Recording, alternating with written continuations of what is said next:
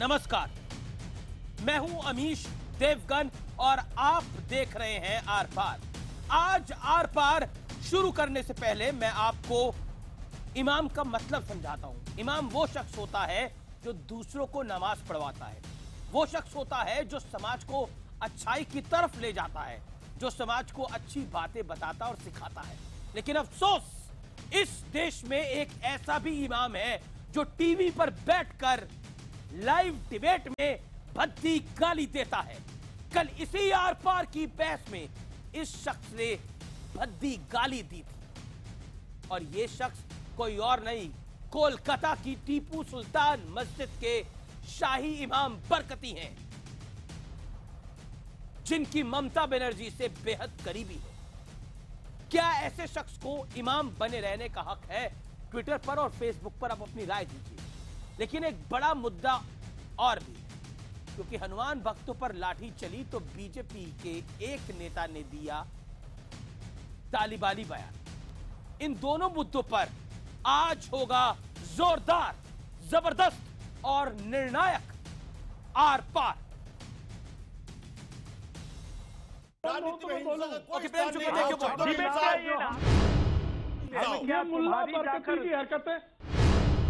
मुल्ला से पैदा हुआ मुल्ला। मैं तो पंडित हूँ, मुल्ला के बच्चे तो खुद मुल्ला है। लाइव डिबेट में बैठकर आग उगलते इमाम बरकती पर बात आगे बढ़ाएं, उससे पहले ये तस्वीरें देखिए और अंदाजा लगाइए कि ममता बनर्जी से किस कदर इमाम बरकती की करीबी है। कहा तो ये भी जाता है कि ममता बनर्जी इमाम बरकती को अपना भाई मानती हैं। अब जरा इमाम बरकती की नीच हरकत का नमूना भी देख लीजिए। लाइव डिबेट में इमाम बरकती ने बीजेपी प्रवक्ता को भद्दी गाली दे दी। अमेरिका का दलाल, क्या कर रहे हैं आप? तो क्या कोलकाता की टीपू सुल्तान मस्जिद के शाही इमाम बरकती की इन हरकतों के पीछे ममता सरकार की शय है? क्योंकि जरा याद कीजिए, ये वही बरकती हैं जिन्होंने इस साल जनवरी में पीएम मोदी के खिलाफ फतवा जारी करने की जरूरत दिखाई थी। और जिस वक्त बरकती फतवा जारी कर रहे थे, ममता बनर्जी की पार्टी के सांसद इद्रिस अली वहां बैठकर ताली बजा रहे थे। इसके अलावा बरकती एक टीवी बहस के दौरान इस्लाम के जानकार तारिक फतेह को गर्दन काटने की धमकी भी दे चुके हैं। ये तो खैर बरकती की बात थी। अब जरा अलीगढ़ में भारतीय जनता युवा मोर्चा के कार्यकर्ता की हरकत भी देख लीजिए। ममता बनर्जी का सिर काट कर लाने वाले को 11 लाख रुपए का इनाम देने का ऐलान कर रहे हैं। हैवानों को धरती पर रहना बिल्कुल भी आवश्यक नहीं है, इसलिए उनका सर कलम करने वाले को मैंने 11 लाख रुपए का इनाम की घोषणा करी थी। इस मुद्दे पर संसद में भी जमकर हंगामा हुआ। कड़े शब्दों में निंदा करते हैं। I'm strongly condemn if such type of the statement and state government is free take appropriate legal action on this. गायों को आप बचा सकते हैं, महिलाओं के ऊपर अत्याचार हो रहा है, इस तरह से आप लोग बात कर रहे हैं। बीजेपी को केवल कंडम करने से काम नहीं चलेगा, उनके खिलाफ एक्शन लेना चाहिए।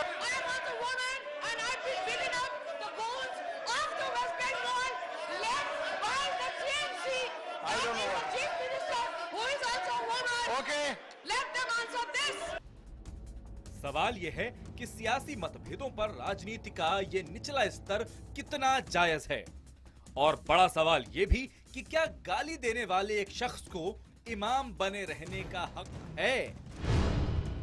आज इसी मुद्दे पर होगा आर पार। और अब विश्लेषण, आज दो विश्लेषण होंगे जो बेहद जरूरी है करने। गालीबाज इमाम का विश्लेषण सुनिए। पीएम मोदी के खिलाफ फतवा जारी कर चुके हैं इमाम बरकती। शिकायत दर्ज होने के बावजूद अभी तक ममता बनर्जी की सरकार ने एक कार्रवाई उनके खिलाफ नहीं करी है। सीएम ममता बनर्जी के बेहद करीबी हैं इमाम बरकती। क्या उन्हीं की शह पे काम करते हैं और लाइव डिबेट में गाली भी दे देते हैं और प्रधानमंत्री मोदी के खिलाफ फतवा भी जारी कर देते हैं। और एक डिबेट में तो इन्होंने तारिक फतेह साहब का गला कलम करने की भी बात की थी, बोला गला काट दूंगा तुम्हारा। एक और विश्लेषण सुनिए, मर्यादा लांघने का विश्लेषण।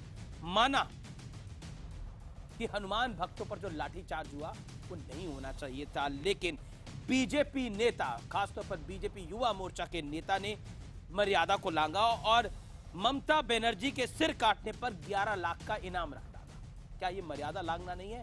पॉइंट नंबर 2, हनुमान भक्तों पर लाठी चली तो दिया ये तालिबानी बयान। क्या ये बयान जायज है? क्या हनुमान भक्तों पर जो लाठीचार्ज हुआ इसका जवाब ये होगा? तो फिर फर्क क्या रह गया चीजों के अंदर?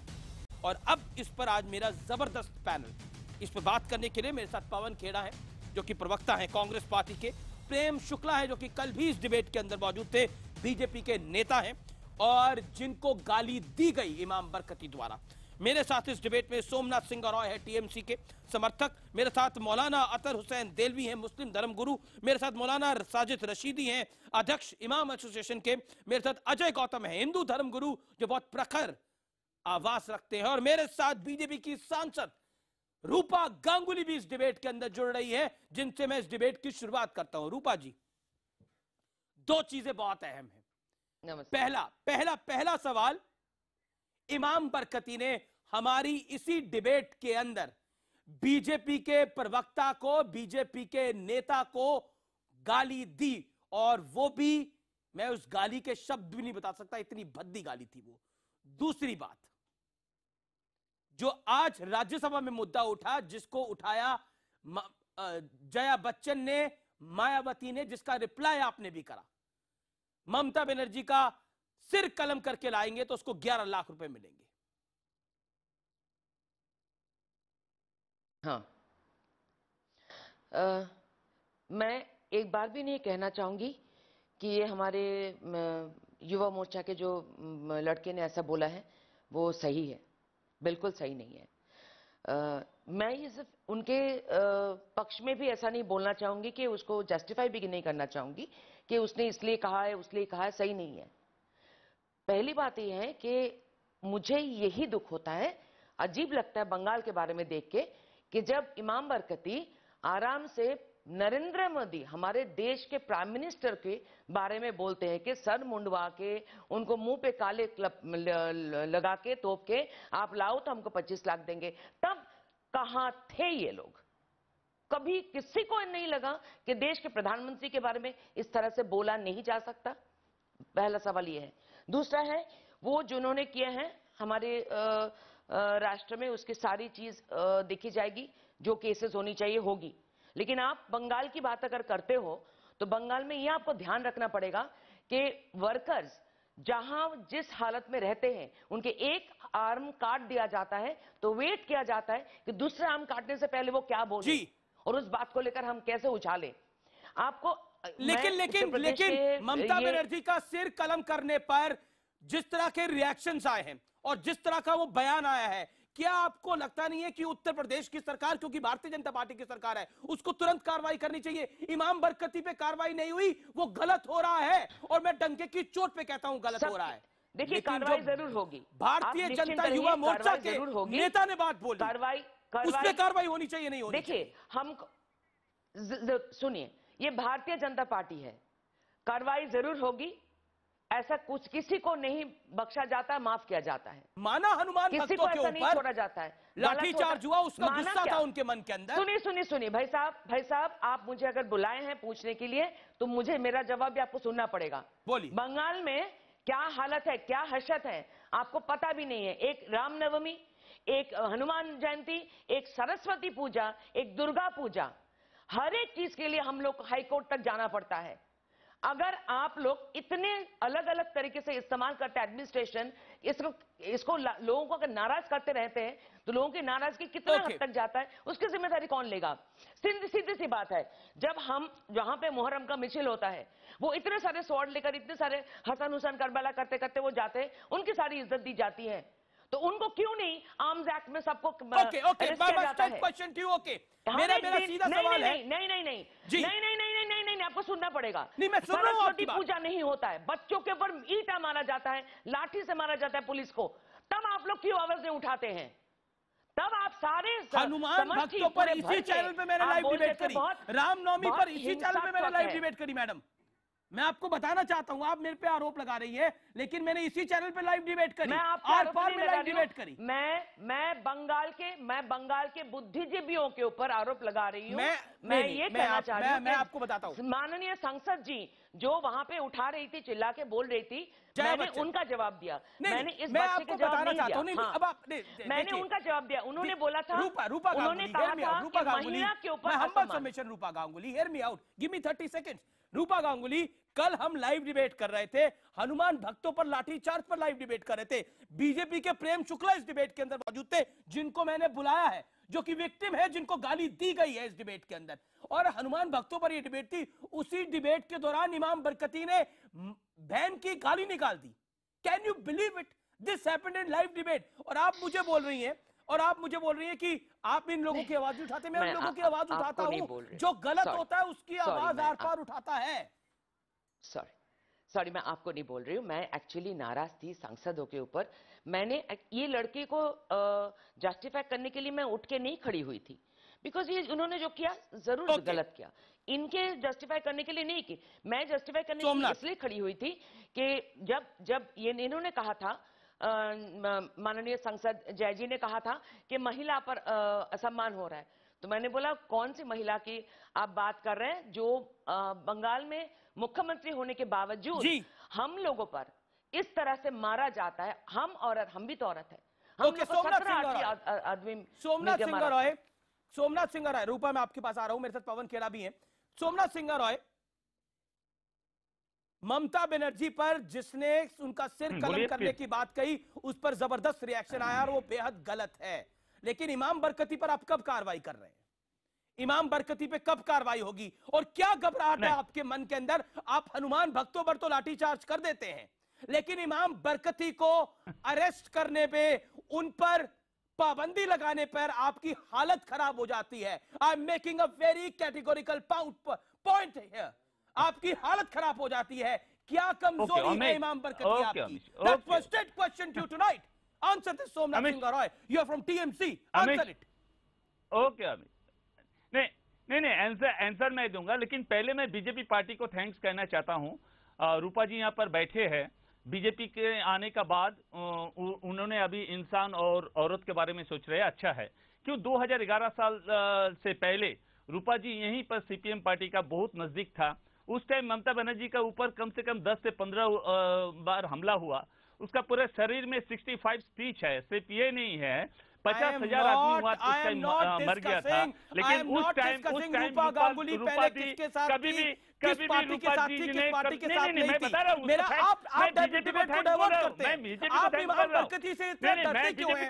आप इमाम बरकती से इतना डरते क्यों हैं? उस सवाल का जवाब नहीं देना चाहते हैं आप दे रहे जवाब उस बात का। आप इतिहास में आप लोग एक डिबेट पैनल बैठा है जहां पर 5 आदमी बैठा है जो ममता का खिलाफ बोलने के लिए। आप बहुत अच्छा से आज बरकती को लेकर यहाँ पर क्यों मुद्दा उठाया? क्योंकि वो जो बोला है युवा मोर्चा का लीडर, उसको सेफ आप नीचे रखने के लिए आप बरकती में क्यों लेकर आया? आप क्यों उसका बात नहीं कर रहे? जी ममता बनर्जी का किसने बोला? अरे आप मुझे बताइए, क्या बरकती को इमाम बने रहने का हक है? एक मिनट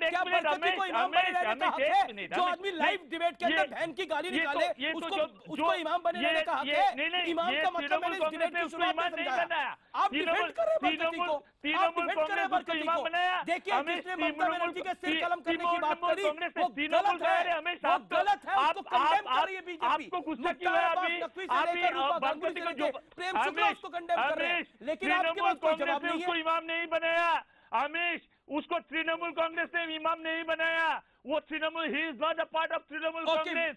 नहीं, आप मुझे बताइए उस पर कार्रवाई करें, ठीक है? कोई किसी आप उस पर कार्रवाई करेंगे नहीं करेंगे? आप उनको तृणमूल कांग्रेस बना रहा है, आप कार्रवाई करेंगे नहीं करेंगे? आदमी खुद प्रेसिडेंट है, वो बोल रहा है कार्रवाई करेंगे नहीं करेंगे? अरे आप तो कह रहे हैं वो जैसे president of India, BJP president है। अरे शाही इमामी तो है, जिसने कितनी गंदी गाली दी। चल रहा है, आपको मालूम है ना कालबुर्गी का बात, आप गोपाल पंसेल का बात मालूम है ना? ये इंटॉलरेंस के लिए रूपा गांगुली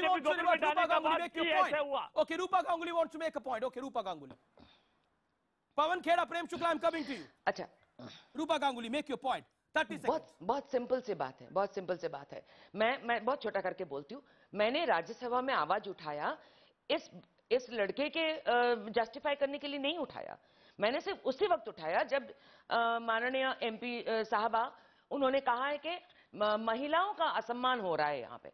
तो देन आई सेड क्या पश्चिम बंगाल की महिलाओं की असम्मान की बात अगर कर रही हैं तो आपको यह भी समझना पड़ेगा कि पश्चिम बंगाल की महिलाओं के असम्मान, पश्चिम बंगाल के दुख के साथ बोल रही हूं कि पश्चिम बंगाल की महिलाओं की जो नेत्री है, तृणमूल की जो नेत्री है, वो खुद ही करती है। ओके, एक एक रेप होता है तो रेप एक अलग अलग का अलग अलग धारे। हाँ, मैं रूपा ये गांगुली का बहुत रेस्पेक्ट करता हूं, अगर आप इसीलिए बोल रहा हूं। समझ लीजिए, रूपा जी, अगर आप वीडियो है भानतला में तो क्या हुआ आपका था, रेट अलग है। भानतला अगर में आप क्या हुआ था, यंग लड़की है वाली को तो क्या हुआ था, आपका एक रेप बार भी का आपका विक्टिम का क्यों नहीं रेट अलग है। एक आंसू आप जो रेप कर रहे हैं उसको तो पकड़ नहीं पाएंगे। 2011 से पहले क्यों एक आंसू, एक बूंद आंसू आपको नहीं आया?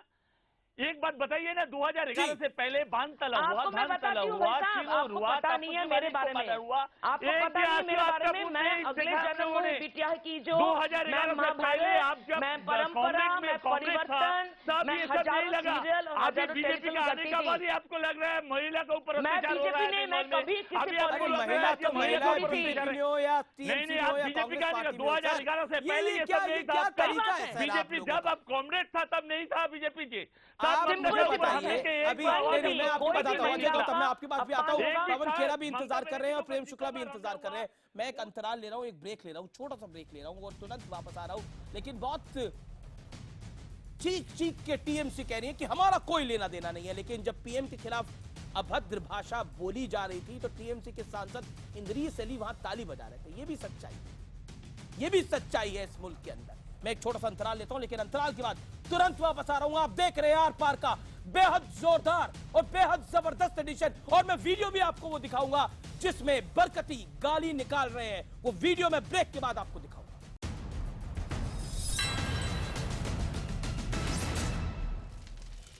आप देख रहे हैं आर पार। मेरे साथ इस डिबेट के अंदर पवन खेड़ा साहब है, प्रेम शुक्ला है, सोमनाथ सिंह रॉय है, मौलाना अतर हुसैन देलवी हैं, मेरे साथ अजय गौतम है, मेरे साथ मौलाना साजिद रशीदी हैं। मैं इस दौर में पवन खेड़ा साहब आपके पास आता हूं और मैं आपसे बहुत सीधा सवाल पूछता हूं। आपकी राय के अंदर जो कुछ कल आर पार की डिबेट के अंदर हुआ और इमाम बरकती ने जो भद्दी भाषा का इस्तेमाल करा, वो निंदनीय है कि नहीं है? दूसरा पॉइंट, क्या आपको लगता है इमाम बने रहने का हक है उनको और ममता बनर्जी को उन पर कार्रवाई नहीं करनी चाहिए जिस तरह बार बार वो इस तरह की बात करते और धमकी देते? बिल्कुल निंदनीय है, और निंदनीय बहुत छोटा शब्द है इन चीज़ों के लिए। इस तरह के लोगों को ना आपको अपने चैनल पे बुलाना चाहिए, ना उनको इतनी तवज्जो देनी चाहिए। मुझे तो समझ में नहीं आता है, इस देश में करोड़ों इमाम होंगे, आपने उन्हीं को क्यों चुना? और रही बात ममता बनर्जी उन पे कार्रवाई करेंगे या नहीं, मुझे नहीं लगता कि कोई मुख्यमंत्री किसी इमाम पर कार्रवाई कर सकता है या करनी चाहिए। मैं सिर्फ एक बात पूछना चाहूँगा, बीजेपी के यहाँ 2 लोग हैं, दयाशंकर सिंह के खिलाफ क्या कार्रवाई हुई? साध्वी निरंजन ज्योति जो आज भी मंत्री हैं, उनके खिलाफ क्या कार्रवाई हुई? एक दूसरे पर छीटाकशी करना आसान है। जिनकी सरकार है, जैसा राजा वैसी प्रजा लोकतंत्र में उल्टा होता है। तो इन लोगों ने क्या उदाहरण पेश किया है? दयाशंकर सिंह को 12 मार्च को रिजल्ट आने के दूसरे ही दिन वापस पार्टी में ले लिया गया, और साध्वी निरंजन ज्योति जिन्होंने हरामजादा वर्ड यूज किया वोटरों के लिए, आज भी मंत्री बनी हुई हैं। जी, ऐसा नहीं है कि किसी एक ही के ऊपर, जो भी यहां बैठे हैं हम सब जवाब दें। ओके, प्रेम शुक्ला जवाब। प्रेम शुक्ला, क्योंकि आप उस बहस में मौजूद थे जिस बहस में ये गाली दी गई और आप ही को ये दी गई थी गाली, और दूसरी तरफ हनुमान भक्तों पर लाठीचार्ज क्या हुआ? आपके एक नेता ने सिर कलम करने की बात करती ममता बनर्जी की और बोला मैं 11 लाख रुपए दूंगा। हमारा नेता पहले तो हमारा नेता नहीं है, वो पहले स्पष्ट कर लीजिए, हमारा नेता नहीं। भारतीय जनता युवा मोर्चा किसका है? दीजिए कि ये बिल्कुल उसका कोई किसी जमाने में पदाधिकारी था, उसके इसी सन की पने कारण उसको पार्टी के किसी भी पद पर नहीं रखा गया है और वो दंडनीय अपराध है, कार्रवाई का पात्र है। हम सिर्फ जो है जुबानी बात नहीं करते हैं, सिर्फ जो है किसी को तर्क और कुतर्क देकर एक आपराधिक कार्रवाई को बुर्का डालने का अपराध नहीं किया जाना चाहिए। किसी भी नकाब, बुर्का या और भी कोई शब्द नहीं, तो आजकल तो लोग जो है शब्दों पर भी जो है सांप्रदायिकता तलाशने लगे हैं। ऐसी स्थिति में लोग आकर खड़े हुए हैं। सबसे बड़ा संकट यह है कि मौलाना बरकती एक इमाम होकर जब हजरत मोहम्मद साहब, यहाँ दो उलमा बैठे हैं, हजरत मोहम्मद साहब कहते थे कि किसी भी मुसलमान, सच्चे मुसलमान को उस राज्य के राज व्यवस्था के खिलाफ अनावश्यक टिप्पणी या बगावत या देशद्रोह या गद्दारी भरे कृत्य नहीं किए जाने चाहिए। जी। आप संवैधानिक पद पर बैठे प्रधानमंत्री के खिलाफ किस तरह का बयान देते हैं, देश को तोड़ने वाला विभाजनकारी बयान देते हैं, आपराधिक तौर पर, सामाजिक तौर पर एक व्यक्ति को सार्वजनिक स्थान पर गंदी गाली देते हैं, तो ऐसे व्यक्ति के पीछे 1 मिनट 10 सेकंड और, ऐसे व्यक्ति के पीछे क्या नीयत बांधकर नमाज पढ़ने वाले नमाजियों को, ऐसे मौलानाओं के खिलाफ सीधी कार्रवाई, यानी हम आपके पीछे नमाज नहीं पढ़ेंगे, क्या ये नहीं करना चाहिए? एक मेरा छोटा सा, मैं तो इस्लाम का बहुत छोटा विद्यार्थी हूं, इसलिए मेरे मन में कौतूहल है। जी जी जी, मैं देलवी साहब का रुख करता हूं। देलवी साहब, आप बड़े जानकारों में से एक है इस्लाम के इस देश में। मौलाना देलवी, मैं आपसे पूछ रहा हूं जी, जो बात बरकती ने करी, जो हरकत बरकती ने करी, उस पर आप क्या कहना चाहते हैं? ऐसी बहस चल रही थी और इसी बहस के दौरान प्रेम शुक्ला को बहन की गाली दे दी गई। मैं आपको वीडियो भी दिखाऊंगा कुछ देर में अपने व्यूअर्स को, किस तरह से भद्दी बात की गई है। देखिए, मैं समझता हूं कि आप IBN या जो अभी की न्यूज़ 18 हम जिसको कहते हैं, भारत के में पत्रकारिता के अंदर आप लोगों ने एक रिवोल्यूशन, एक कयाम तय करा था, पत्रकारिता को बहुत ऊंचे स्तर तक आप लेके गए। लेकिन बरकाती साहब ने जिस भाषा का मैंने सुना और सोशल मीडिया पे मालूम हुआ, जिस भाषा और ख़ासकर जिस अभद्र भाषा का, उसके लिए अभद्र का भी शब्द बहुत कम है, जिस तरीके से चर्चा में उन्होंने गाली का लफ्ज़ इस्तेमाल किया, अब्यूज़ किया, और वो भी एक यानी किसी के साथ, और उसकी फिर उसको बहन में उसमें लिप्त करना, ये खाली मैं समझता हूँ निंदनीय, या इस पे जो है मैं कहूँ कि अभद्रता नहीं, बल्कि मैं समझता हूँ कि इनको हटाना चाहिए। देलवी साहब, इनको हटाना चाहिए। देखिए, मैं वही जो पवन खेड़ा जी ने कहा, ये तो अब उनके ऊपर है, और ये दूसरी मर्तबा हुआ है। इससे पहले वो प्रधानमंत्री पे जब उन्होंने टिप्पणी की थी, सारे मुस्लिम समाज ने, खुद अंजुमन मिन्हाज रसूल ने, हमने एक आवाज में कहा था कि हमारे राजनीतिक मतभेद, तो क्यों नहीं हटाया जाए इनको? आप लोगों में इतनी ताकत नहीं है कि इनको हटाया जाए? पढ़ी जानी चाहिए नहीं? नहीं, बिल्कुल ऐसे इमाम साहब, छोटा सा मैं विद्यार्थी हूं, ऐसे व्यक्ति के पीछे नियत करके नमाज पढ़ना क्या समाज के लिए उचित है? मेरा बहुत छोटा सा प्रश्न। देलवी साहब, देखिए, 20 सेकंड में जवाब। बिल्कुल, मेरा कहना यह है कि इस बात को खुद बरकाती को समझना चाहिए कि उनकी हरकत से खाली बरकाती पे हुरूफ नहीं आया है, बल्कि इमामत जैसे मुकद्दस काम पे, नमाज पे, और इसलिए अगर उनके अंदर थोड़ी बहुत भी गैरत है तो उनको न सिर्फ प्रेम शुक्ला जी से माफी मांगनी चाहिए, बल्कि उस वक्त तक जब तक माफी नहीं मांगते इमामत से अलग हो जाना चाहिए। ओके, ये बड़ी बात कह रहे हैं, इमामत से अलग हो जाना चाहिए। मैं अब रशीदी साहब का भी रुख करूंगा। मैं फिर आपको बता चुका हूं, आपकी बात बिल्कुल, उस वक्त तक इमामत से अलग होना चाहिए जी, और उनको अपने लफ्जों के लिए, और खुद जो प्रधानमंत्री रशीदी साहब थी उस पर भी उनको जो इस पे करना चाहिए। जी, रशीदी साहब, मर्यादा को लांघा बरकती ने?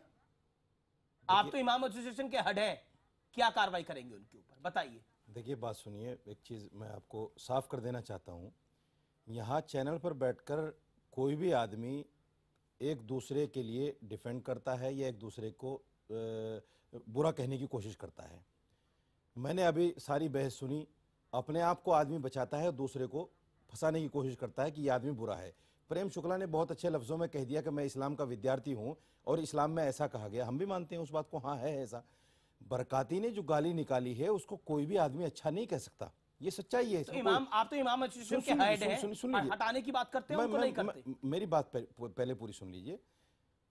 उन्होंने जो भी कहा वो बिल्कुल बुरा कहा है, इसको कोई भी आदमी अच्छा नहीं कह सकता, और कहीं ना कहीं उनकी इमामत पर भी सवालिया निशान लगता है कि ऐसे आदमी की इमामत हो या ना हो। लेकिन मैं एक बात कहना चाहता हूं, जब आप चैनल पर बैठकर इस तरह के लफ्जों का इस्तेमाल करते हैं जी, जो दूसरे की आस्था को ठेस पहुंचाता है, जैसे अभी प्रेम शुक्ला ने जानबूझकर लफ्ज़ बुर्का का इस्तेमाल किया। चाह रहे हैं कि प्रेम शुक्ला ने उकसाया उनको? बिल्कुल बिल्कुल, ये आप गलत नहीं, सुनिए भाई मेरी बात। ओके, अगर आप मेरी बात पूरी नहीं सुनेंगे तो बात कैसे होगी? नहीं, बताइए। अभी प्रेम शुक्ला ने कितने प्यार के साथ में लफ्ज़ बुर्का का इस्तेमाल कर लिया। आप पर्दा भी कह सकते थे, पर्दा एक आम लफ्ज़ है। जब आप किसी को बैठकर उकसाएंगे तो बुरी बात निकल सकती है, बुरी बात निकल सकती है। और प्रेम शुक्ला के साथ में बहुत सारी डिबेट हुई है, इनका एक खास अंदाज है कि वो इस्लाम और मुसलमान को गाली देना अपने लिए अच्छा समझते हैं। देखिए, आपने बात कह ली, आपने बात कह ली। ओके, प्रेम शुक्ला ने कोई भड़काऊ बात नहीं बोली।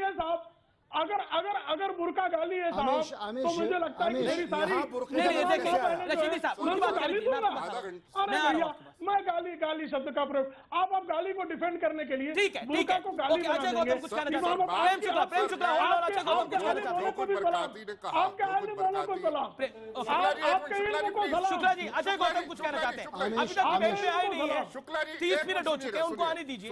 ओके मैं देलवी साहब आपकी बात आ रहा हूँ, आई प्रॉमिस। सर बात ये है कि उसी की कंटिन्यूएशन में मैं जोड़ता हूं जो बरकाती ने कहा, दिल्ली के जो आप भी सपोर्ट कर रहे हैं दिल्ली की, नहीं मैं कंटिन्यूएशन जोड़ रहा हूं कि ये पावर आपके उन्होंने तो गाली दी थी, आप भी कंटिन्यू करके गाली देना चाहते हैं क्या? सुन तो लीजिए सर, मैं कह रहा हूं कि जब नरेंद्र मोदी जी प्रधानमंत्री बने थे तो 2014 के अंदर दिल्ली के जो मस्जिद है वहां के इमाम ने कहा कि मैं अपने लड़के को नायब इमाम बना रहा हूं, लेकिन अब पाकिस्तान के मुल्क के प्रधानमंत्री को बुलाऊंगा जिसने हमारे सैनिकों के सर काट दिए, लेकिन मैं अपने देश के प्रधानमंत्री को नहीं बुलाऊंगा क्योंकि वो गुनाहगार है। बात यह है कि एक इमाम के अंदर इतनी ताकत आती कैसे है कि वो देश की सत्ता को चुनौती देता है। आपने डिबेट करी है कह के कि शाही इमाम, मैं कहता हूं शाही पनीर होता है, शाही चाप होती है, शाही इमाम नहीं होता। अगर होता है तो ये मेरे पास पूरा वक्त फैक्ट है, कोई आदमी मुझे दिखा दे कहां लिखा है शाही इमाम। और ये मेरे पास सीआईसी का फैसला है, सीआईसी ने कहा है कि शाही इमाम जो थे वो जब मुगल एम्पायर था वो तब अपॉइंट होते थे, आजादी के बाद एक आदमी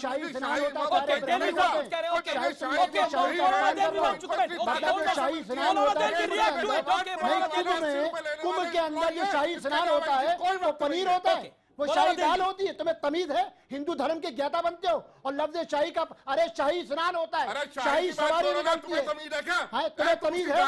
लफ्ज शाही पे तुम कर रहा, पनीर के साथ बोलने की तमीज नहीं है। हिंदू धर्म को पढ़ो, हिंदू धर्म को पढ़ो पहले बैठ के। ये वफ ये तुम्हारा स्तर है, ये तुम्हारा स्तर है। क्या करता है? अरे शाही स्नान होता है, आप सब देश के कानून से ऊपर है। अरे बाबर को तुम क्यों करते हो? तुम बाबर को उठा के जाओ और उसकी कब्र में से निकाल के ले आओ, हमें कोई फिक्र। हमारा कहना ये साजी प्राची हो जिन्होंने महात्मा गांधी को गाली बकी, उस पे कार्रवाई हो, बरकाती पे कार्रवाई हो, उन लोगों पे कार्रवाई हो जो भुल्लर को और रजवाना को शहीद कर रहे, पे कार्रवाई करो। क्यों कहते हो कि हम इसको इस पार्टी को वोट देने की वकालत करते हैं? वो 2014 के मान साहब ने 2004 में बीजेपी की भी सपोर्ट की थी, बीजेपी को भी सपोर्ट की थी। डिफाइन है कि जो इमाम है वो वक्फ बोर्ड का एम्प्लॉई और वक्फ बोर्ड उसका प्रिंसिपल एम्प्लॉयर है। अजय गौतम आप अपनी बात ये शाही इमाम के नाम पे देश के अंदर फसाद फैला रखा है। ठीक है शाही स्नान भी होता है, मुंह फाड़ के बोल दिया जो बोलना आता नहीं है। अरे शाही लफ्ज के जानो कि शाही स्नान होता है, आपसे ज्यादा आता है वो पढ़ा लिखा हूँ, आपसे ज्यादा देलवी साहब मर्यादा के में रह के बात करिए, बरकती बनने की कोशिश मत करिए मेरे साथ। देखिए खाने पकाने के प्रोग्राम में जाओ, आदमी गालियां बकता है। नहीं आप उसको डिफेंड नहीं कर सकते, गाली को डिफेंड नहीं कर सकते, गाली को डिफेंड नहीं कर सकते। ओके अजय गौतम आप लोग देश के संविधान से ऊपर हो। क्या आप कह रहे हैं? आप देश के अजय गौतम देश के प्रधानमंत्री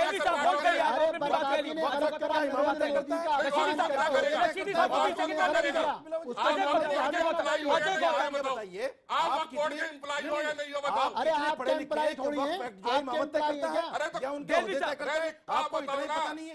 आप किताब उठा के ले आए। एक सेकंड प्रेम शुक्ला,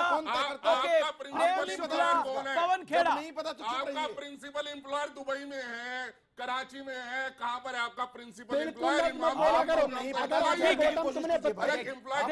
जानने की कोशिश मेरे पास तो देश का कानून की बात बता रहा हूँ कि ये वक्त फैक्ट है, इसके अलावा कुछ भी नहीं है। ये इमामत थोड़ा ही तय करता है।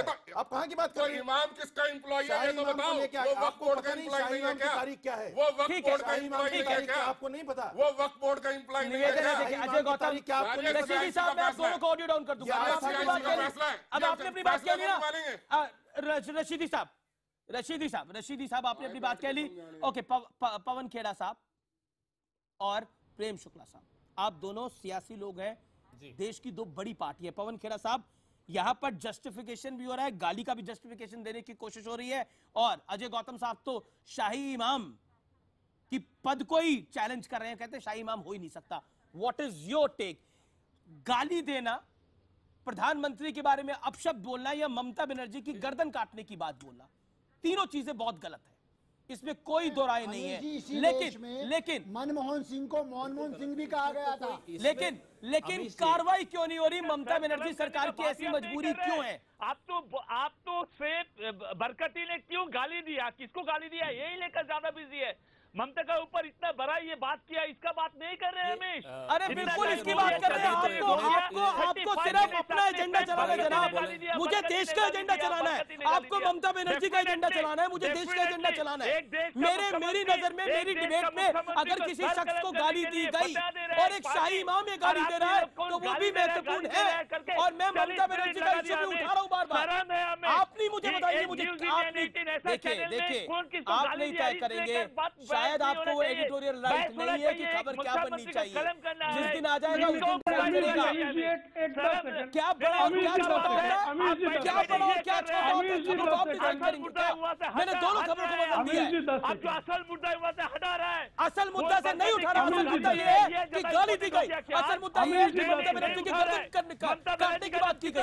असल मुद्दा ये है कि आपके पास सवालों का जवाब नहीं है। बरकती के नाम पर आप क्लीन बोल्ड हो जाते हैं। बरकती का साथ मिलता है आपको। सच बात यह है बरकती को अपनी प्रोटेक्शन दे रखी है। सच बात यह है इदरीस अली ताली बजाते हैं जब बरकती प्रधानमंत्री के बारे में गलत बोलते हैं। ये शॉर्ट्स हैं, विजुअल्स हैं।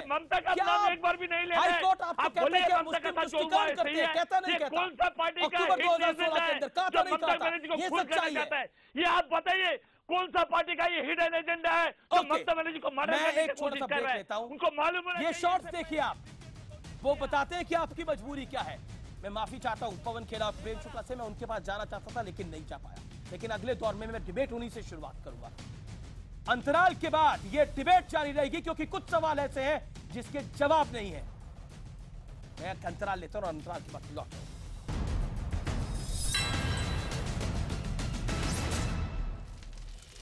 Welcome back. ब्रेक से पहले बहुत सी हीटेड डिबेट हुई, लेकिन अब मैं आपको वो वीडियो दिखाना चाहता हूं क्योंकि बहुत से ट्विटर पर और फेसबुक पर लोग कह रहे हैं कि वो वीडियो आप एक बार जरूर प्ले आउट करिए।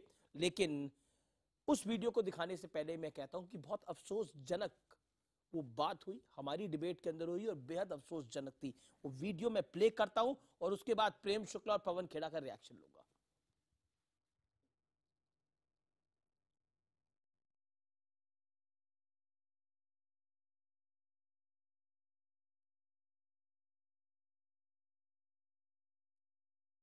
लगता है अमेरिका का दलाल क्या कर रहे हैं आप?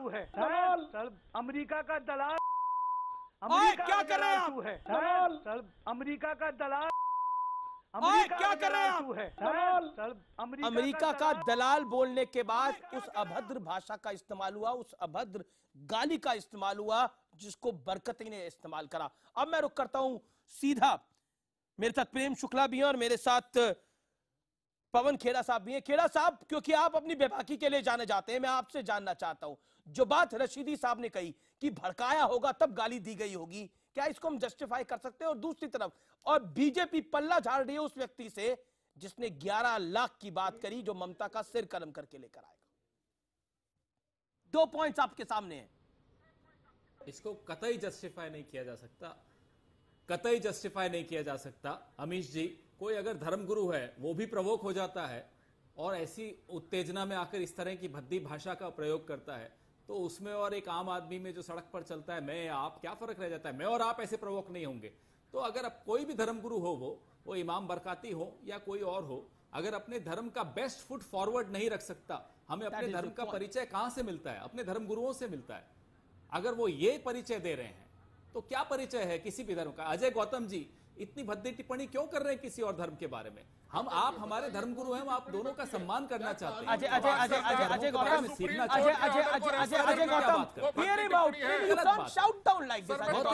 अजय गौतम, मैं आपकी रिस्पेक्ट करता हूं लेकिन आप बोलने देंगे ना उनको? देखिए बहस को बहस के तरीके से करें। You can't shout people down. Sir मैंने नहीं कहा, मैं विनम्रता से कह रहा हूं। अजय जी मेरा निवेदन है, मेरी गुजारिश आपसे रिक्वेस्ट कर रहा हूं मैं। मैं आपसे निवेदन कर रहा हूं, आप हमारे धर्मगुरु हैं, आप हो या बरकती हो, इस तरह की बातें किसी को शाही टुकड़ा, किसी को शाही पनीर, कोई गाली दे रहा है, कोई शाही पनीर कर रहा है, क्या तरीका है? बिल्कुल, ओके, प्रेम शुक्ला पहुंच चुके हैं, अमित जी आपसे निवेदन करूंगा कि धर्मगुरुओं को मत बुलाया करिए इन पैनल्स पे। ओके, प्रेम शुक्ला, एक संकट है हमेश एक थोड़ी देवी साहब मैं आपकी बता रहा हूँ, प्रेम शुक्ला, वो कत्ल भी कर दें तो चर्चा नहीं होती, हम आ भी भर दें तो हो जाते हैं बदनाम। वो बहन पे से गाली भी दे दें तो ठीक है, और मैं बुर्का शब्द का प्रयोग भी कर दूं, पवित्र जो बहनों की इज्जत को ढकता है तो मैं गाली देने वाला हूँ। तो ये जो तर्क है, नहीं मैंने अच्छा नहीं कहा। सुन लीजिए जरा धैर्य रख लीजिए, थोड़ा मौलाना साहब दीजिए ना, फिर आप भी नहीं जरा धैर्य रख लीजिए मौलाना साहब। अपेक्षा की जाती है कि आपके पीछे बहुत धैर्यशाली लोग नमाज अता करते होंगे, जरा उनकी भी इज्जत का ख्याल रखेंगे तो अच्छा लगेगा। मौलाना साहब मैं बहुत सिंपल सी बात कर रहा हूँ, वो गाली दे रहे हैं बहन पे से, मैंने बुर्का तन ढकने के संदर्भ में प्रयोग किया। ओके, देलवी साहब कुछ कहना चाहते हैं। बुर्के में कोई विशेष अंतर नहीं मानता, फिर भी आप जो है दोनों को एक समान लाते हैं। ये जो तराजू है ना, ये तराजू बड़ी गलत है, ये तराजू गलत है। ओके, मैं आपको बताऊंगा रशीदी साहब। ओके, नहीं, अच्छा देलवी साहब, बिल्कुल मैं आपके माध्यम से, चूंकि ये बिल्कुल मैं समझता हूँ कि एक असहनीय घटना हुई, मैं तमाम लोगों से, शुक्ला जी से भी, कवन खेड़ा जी से भी, और तमाम धर्म गुरुओं से, क्या हिंदू या मुसलमान, मेरा कहना ये है कि हम अपनी भाषाओं पे अगर नियंत्रण, क्योंकि दुनिया हमको देखती है, लोग हमारे पीछे चलते हैं, कहीं ऐसा ना हो कि इस देश में जो तरह की टिप्पणी और भाषा पब्लिक डोमेन में इस्तेमाल हो रही है, कई लोगों की आस्था हम पे से नहीं हट जाए, और फिर उस वक्त आप उस भीड़ को रोक नहीं सकते जो गालियां भी बकेगी, जो सर भी काट के लाएगी। इसलिए जिम्मेदारी हम सबकी है। जी अजय गौतम। देलवी साहब, आप भीड़ को प्रवोक कर रहे हो, धमकी दे रहे हो कि भीड़ नहीं रुकेगी, ऐसा होगा, सर काट के लाएंगे, तो आप भड़का रहे हो लोगों को। सर काटने के बाद तो भारतीय जनता युवा मोर्चा के नेता कर रहे हैं, जिससे बीजेपी पर चढ़ रही है, सर काटने की बात वो कर रहे हैं, 11 लाख रुपए की बात कर रहे हैं। मैं 11 लाख की बात कर रहा हूं, बात सुनाइए। इस देश के अंदर वो लोग रहे जिन्होंने ये कहा कि 15 मिनट के लिए पुलिस हटा दो, हम दिखा देंगे कि क्या होता है। प्राची ने गांधी जी को गाली दी, देलवी साहब को कोई प्राची ने गांधी जी को गाली दी, भड़काऊ महाराज ने कहा जब तुम्हारा मुंह खुला, एक मिनट इमाम साहब इमाम साहब जरा 10 सेकंड और कृपा करके 10 सेकंड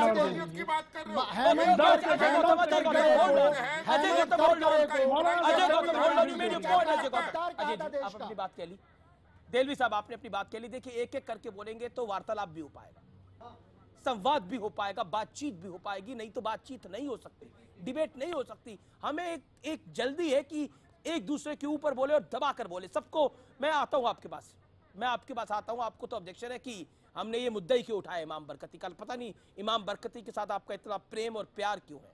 मैं आपका रुख करता हूं राशिदी साहब, क्यों जस्टिफाई करने की कोशिश है? न गर्दन काटने वाले को, गर्दन काटने की धमकी देने वाले को जस्टिफाई किया जा सकता है, और लाइव डिबेट में गाली देने वाले को चाहे कितना भी प्रवोक किया जाए वो गाली देगा। इतना जलन है। होल्ड